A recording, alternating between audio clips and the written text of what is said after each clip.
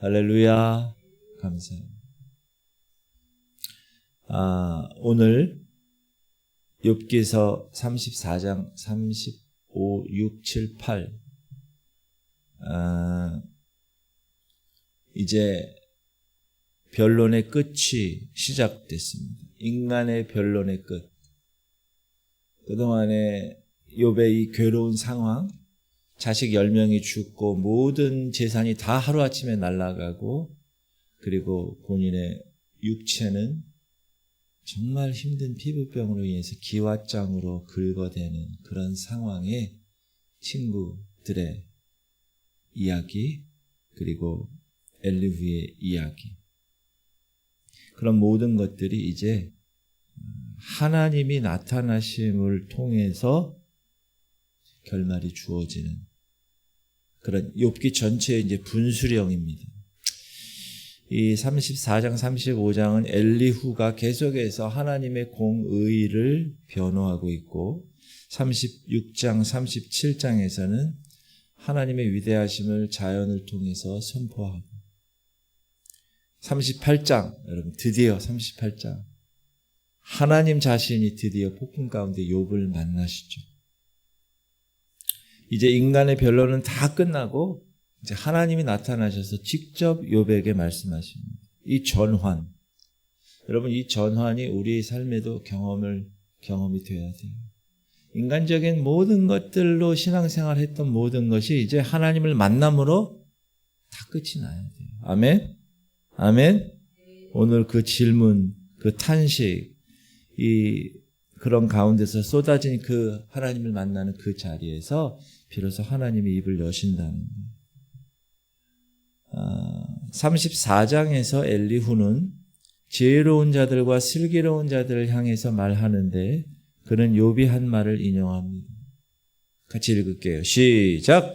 욥이 말하기를 내가 의로우나 하나님이 내 의를 부인하셨고, 엘리후는 욥이 얘기한 이 말, 난 의로워, 이 말이 얼마나 위험한지를 지적하는 거예요.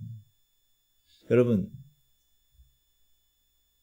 모든 사람은 다 죄인이, 의인은 한 명도 없다고 말씀하시잖아요. 엘리후의 핵심 논지가 명확합니다. 시작. 진실로 하나님은 악을 행하지 아니하시며 전능자는 공의를 굽히지 아니하시느니라. 하나님은 불의하지 않으셔. 그런데 하나님을 불의하다고 말하는 것, 그거는 창조 질서에 위배되고 하나님 존재를 부정하는 거예요. 하나님의 그 의로우심. 만일 하나님이 우리의 숨을 한순간에 거두시고 심장에 핏줄 하나, 이 뇌에 있는 핏줄 하나 딱 막아버리시면 그냥 우리는 가는 겁니다. 14절 시작. 그가 만일 뜻을 정하시고 그의 영과 목숨을 거두실진대 모든 육체가 다 함께 죽으며 사람은 흙으로 돌아가리라. 아무것도 아니라는 거예요, 사람은. 하나님은 그리고 계속 권세 있는 자들을 꺾으시고 다른 사람을 그 자리에 세우시고, 그렇죠? 하나님 보시기에 합하지 않으면 다른 사람 세워요. 사울 왕을 보세요. 그리고 그들의 행위를 아세요. 그리고 밤사이에 뒤엎으실 수 있는 분이세요.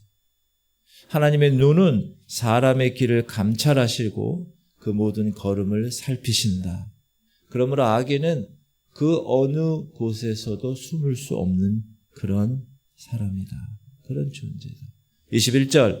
그는 사람의 길을 주목하시며 사람의 모든 걸음을 감찰하시나니 행악자는 숨을 만한 흑암이나 사망의 그늘이 없느니라. 이렇게 엘리후가 이야기해요. 그리고 35장에서 엘리후는 또 다른 문제를 다루는데 왜 그 얘기를 하냐면 욥이 이렇게 얘기해서 그래요.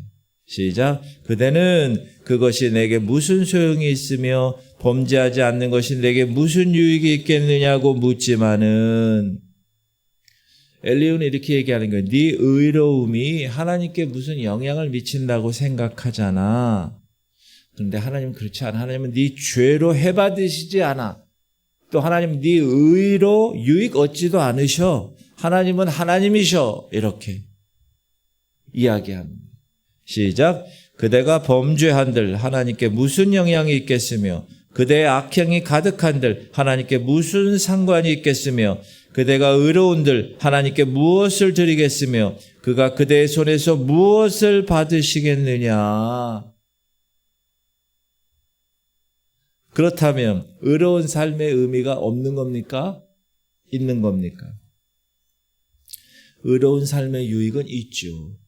우리가 의롭게 살아가는 것에 대한 유익은 있는데 그것은 우리가 의롭게 삶으로 하나님이 유익 받으신다. 하나님께로 돌아가는 것, 그 유익이 그게 아니라 그 유익은 내가 의롭게 사는 그 유익은 나 자신에게 돌아오고 이웃에게 돌아간다라는.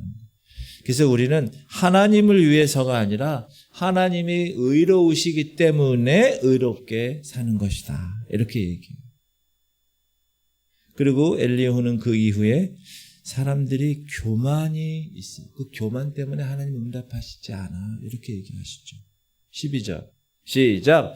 그들이 악인의 교만으로 말미암아 거기에서 부르짖으나 대답하는 자가 없음은, 여러분 교만하면 부르짖는, 아무리 부르짖어도 응답되지 않아요. 왜? 그 안에 하나님 찾는 마음이 없어요. 하나님 자리에 자기가 올라가 있기 때문에 그래요. 그래서 우리가 고난 속에서도 하나님 찾는 거하고 고통이 싫어서 울부짖는 거하고는 다른 거예요. 그러니까 항상 겸비해야 돼요. 하나님 자리를 인정하고 그분 되심을 인정하는 삶, 그것이 중요하다. 그리고 엘리야후는 더 나아가서 하나님의 위대하심을 자연을 통해서 36장, 37장에 선포하죠. 자연을 보면서. 5절 시작. 하나님은 능하시나 아무도 멸시하지 아니하시며 그의 지혜가 무궁하사. 그러면서 계속 이어져요. 의인을 눈에서 떼지 않아. 왕들과 함께 그들 왕자의 영원히 앉히셔. 그리고 하나님은 징계하신다. 징계의 목적이 뭔지 아니? 그분은 그 고통을 통해서 사람의 귀를 여셔. 여러분 고통이 없었을 때는 하나님의 존재에 대해서 그렇게 심각하게 생각하지 않는데 내가 고통당하고 되면 하나님 왜 이런 고통이 나에게 있습니까? 하고 하나님의 존재를 생각할 수밖에 없어. 이렇게 얘기하는 거예요. 하나님은 징계를 통해서 사람의 귀를 여셔. 고통을 통해서. 사람의 눈을 여셔. 그래서 하나님을 바라보게 하시고 그분의 말씀을 듣게 하시고, 그래서 우리가 하나님 바라보고 그분의 말씀을 듣게 되면, 순종하면 우리의 삶은 형통하게 돼. 그러나 듣지 않으면 망해. 같이 시작. 만일 그들이 순종하여 섬기면 형통한 날을 보내며 즐거운 해를 지낼 것이요, 만일 그들이 순종하지 아니하면 칼에 망하며 지식 없이 죽을 것이니라. 하나님 말씀을 순종하느냐 순종하지 않느냐의 여부가 그 사람의 삶의 형통과 저주의 멸망을 결정한다. 그러므로 고난이 교육이다. 그러니까 여러분 고난 당할 때 어떻게 해야 돼요? 감사해요. 하나님 나를 이렇게 다루시려고 이 고난 주시는군요. 여러분 고난이 얼마나 많아요. 우리 교회 지금 청년부가 다 없잖아요. 그것도 우리 교회적인 고난이잖아요. 왜 그래? 이러지 말고, 하나님 제가 어제 찬양하면서 눈물을 막 흘렸어요. 오늘 오후에 이제 그 찬양을 부르면서 하나님 다 제 탓인, 제가 잘못해서 그랬군요 하고 회개했는데, 그런 고난이 교육이라는, 엘리후가 그리 가르치는 거예요. 그러니까 욥을 향해서 엘리후는 경고합니다. 21절 시작. 삼가 악으로 치우치지 말라. 그대가 환난보다 이것을 택하였느니라. 그래서 고난 속에 있을 때 하나님 원망하고, 하나님 왜 이래요? 그리고 악한 길로 가는 것, 정말 위험한 것이에요. 욥에게 그리고 우리 모두에게 주시는 경고죠. 그리고 36장 후반부와 37장은 자연을 통해서 하나님의 위대하심을 증거합니다. 비구름이 올라가고 번개가 치고 우레가 하늘에서 울리고 눈은 땅을 내리라 명령받고 폭우는 큰 비도 그렇게 명령받고. 여러분 지금 우리 지구가 고장이 났잖아요. 지금 유럽은요 40도가 넘는 더위에 지금 힘들다고 그래요. 우리나라는 지금 오늘 7월 1일이에요. 밤에 덥지가 않아요. 작년하고 다르지 않아요? 무더웠는데 모르지 이제 무더위가 올지. 근데 지금까지는 그렇다면 지금까지 밤에 서늘해요. 새벽. 근데 지금 유럽은 40도가 넘는 여러분 40도. 무슨 얘기하는 거냐? 모든 자연의 주관자는 하나님이세요. 37장의 절정이 이 고백이에요. 시작. 하나님은 놀라운 음성을 내시며 우리가 헤아릴 수 없는 큰일을 행하시느냐. 왜? 하나님이 자연을 창조하셨는데 창조주가 그거 하나 못하시겠어요. 그리고 엘리후는 욥에게 이렇게 얘기합니다. 시작. 욥이여 이것을 듣고 가만히 서서 하나님의 오묘한 일을 깨달으라. 너는 일개 피조물 같게 되지 않아. 하나님께 따지기 전에 먼저 하나님이 어떤 분인가를 알아야 해. 그리고 37장의 마지막은 하나님 만나는 38장에 대한 예고편이에요. 15절 시작. 하나님이 이런 것들에게 명령하셔서 그 구름의 번개로 번쩍거리게 하시는 것을 그대가 아느냐? 그대는 겹겹이 쌓인 구름과 완전한 지식의 경이로움을 아느냐? 모르지 않냐 이거예요. 모르지. 인간의 한계를 좀 일깨우는 말씀이죠. 자, 이제 하나님의 말씀을 들을 준비를 시키는 거예요. 그리고 나서 이제 하나님 말씀이 폭풍 가운데서 38장에 욥에게 대답하십니다. 그토록 욥이 원했던 하나님과의 만남. 하나님이 계시다는 것은 이 욥이 변하지 않는데 하나님의 응답이 없는 거예요. 응답이. 하나님은 계시는데 내가 이렇게 힘들고 어려운데 왜 하나님의 무응답이십니까? 이제 드디어 하나님이 나타났어요. 근데 여러분 하나님이 첫 만나가지고 얘야 그래 내가 네 어려움을 안다. 수고했어. 너 이겨냈다. 그렇게 얘기해야 되잖아요. 하나님이. 근데 욥의 기대와는 전혀 다른 하나님의 첫 마디는 답을 주시는 게 아니라 질문을 쏟아내시는 거예요. 시작. 무지한 말로 생각을 어둡게 하는 자가 누구냐? 너는 대장부처럼 허리를 묶고 내가 내게 묻는 것을 대답할지니라. 그러면서 질문을 쏟아놓으세요. 이 하나님의 어조는요. 물론 심판은 아니죠. 그러나 욥을 대면하시는 하나님의 존재감 자체가 지금까지 욥의 모든 변론들을 다 무력하게 만드신 거예요. 그러면서 하나님은 어떻게 질문하시느냐? 창조의 세계를 이야기해요. 4절 이거 유명하잖아요. 시작. 내가 땅에 기초를 놓을 때 네가 어디 있었느냐? 네가 깨달아 알았거든 말할지니라. 이야, 할 말을 이렇게 하는 문장, 질문. 땅에 기초 놓을 때 내가 이 천지 창조할 때 너 뭐 했어?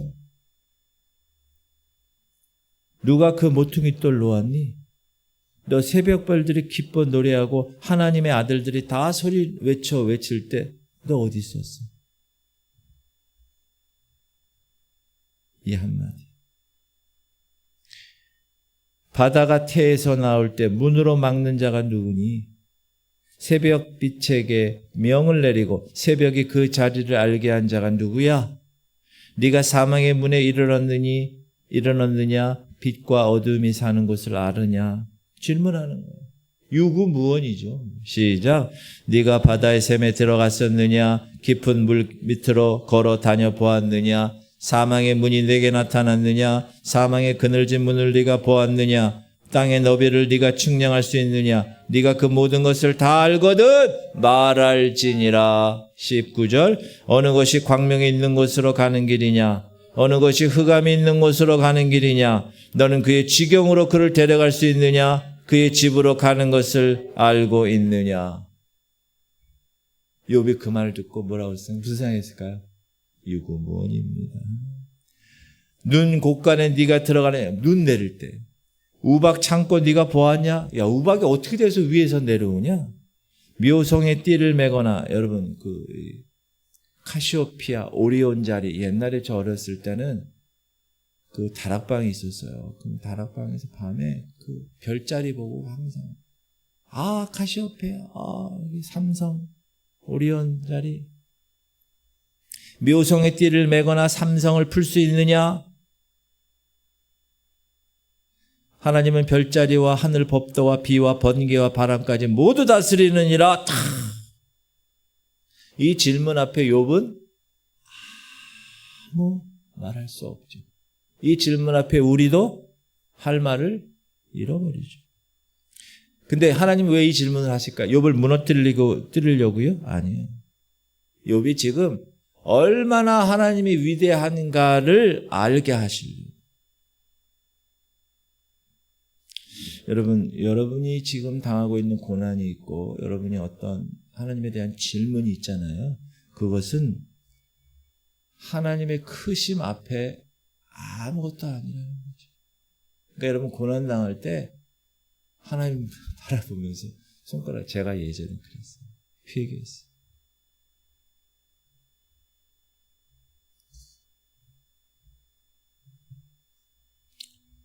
오늘 본문은 우리에게 하나님의 메시지가 확실하게 주시는데 하나님은 오르시다. 그분의 공의는 흔들리지 않아. 지금 욥은 얘기하는 건 내가 그렇게 올바르게 살았는데 하나님 공의 하나님 맞으세요? 왜 나 이렇게 의인처럼 살았는데 나를 왜 이렇게 하세요? 하나님은 공의롭지 않으세요? 이렇게 얘기한 거에 대한 하나님의 답변이세요. 여러분, 하나님의 위대하심은 우리의 이해를 넘어서요. 아멘. 그분의 침묵 속에서도 하나님 말씀하고 계세요. 엘리후 말처럼 하나님은 고난을 통해서 우리의 귀를 여서요. 여러분, 세상 소리는 여러분 다 잘 들어요. 요즘은 잘 못 듣는 사람은 보청기를 껴서 다 들어요. 그리고 뭔가 집어넣으면 다 되는데 인공 무슨 와운가. 근데 여러분, 하나님의 말씀, 영적인 귀는요, 하나님의 열어주시면 들려요.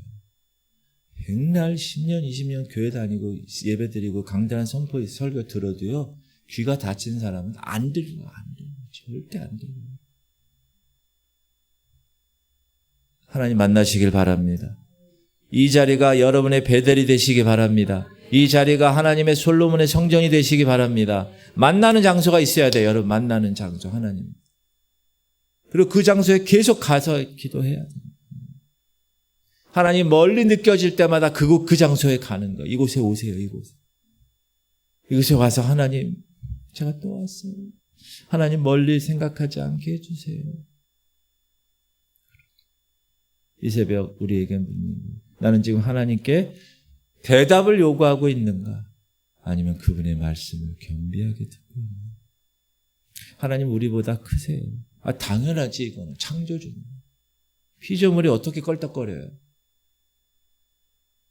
제 주변에 껄떡거리는 사람이 한 명 있어가지고 제가 그냥 다시는 껄떡거리지 못하게 제가 했어요. 우리가 그런데 하나님 앞에 껄떡거릴 수 있다. 그러면 내가 땅에 기초를 놓을 때 네 어디 있었어? 여러분, 이 질문 앞에 항상 겸비하게 서시기를 주님의 이름으로 축복합니다. 그것이 오늘 우리가 이 새벽에 해야 할 응답입니다. 그리고 저는 어제 제가 골방에서 확실한 게 있어요. 하나님이 우리 교회를 확실하게 회복시키실 것을 하나님께서 믿음을 허락하셨어요. 아멘. 청년도 하나님께서 분명히 다시 회복시켜 줄 줄 믿습니다. 믿습니다 하고 끝나면 안 돼요. 근데 우리가 기도하고 정말 그들을 내가 내 원인이구나 생각해서 막 통곡하며 울면서 하나님께 그렇게 나갈 때 하나님 인도하실 줄 믿습니다. 아멘. 아멘. 기도합시다.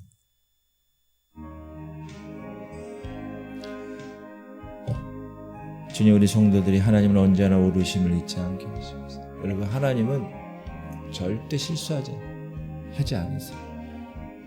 주님, 우리 성도들이 하나님은 고난을 통해서 우리 귀를 여신다는 걸 깨달아요. 그래서 고난 가운데 있을 때 여러분 조용히 세상 소리 딱 닫고 하나님 소리를 귀를 기울이셔야 돼요. 고난 가운데 있어요.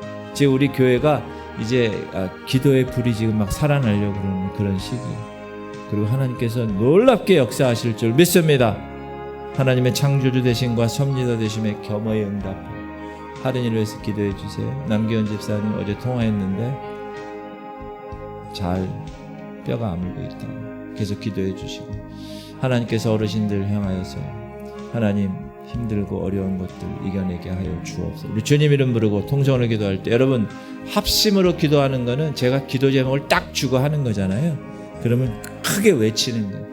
목사님 저는 기도를 한 번도 안 해봤습니다. 그러면 주여만 주여 여러분, 근데 주여 외치는 게 여러분 쉬운 게 아니에요.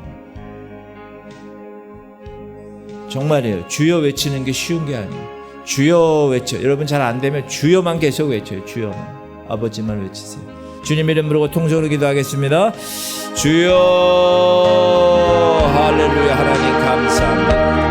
아버지, 오늘도 욥을 통하여서 깨닫게 하심으로 감사합니다. 하나님은 언제나 오르신 분이에요. 하나님 이 땅을 창조하시고 섭리하시는 분, 우리가 하나님 앞에서 껄떡거리지 않게 하여 주옵소서. 하나님, 욥이 그렇게 의로운 사람이었지만 하나님 앞에서 자신이 행한 모든 것들을 얘기하고 자신은 정당하다고 얘기했지만 하나님 앞에서 욥은 아무것도 아닙니다. 내가 땅에 기초를 놓을 때 네가 어디 있었느냐? 대답을 한마디도 할 수 없는 존재, 아무것도 아닌 존재. 그리고 하나님은 고난을 통해서 우리의 귀를 여심을 깨닫게 하여 주시옵소서.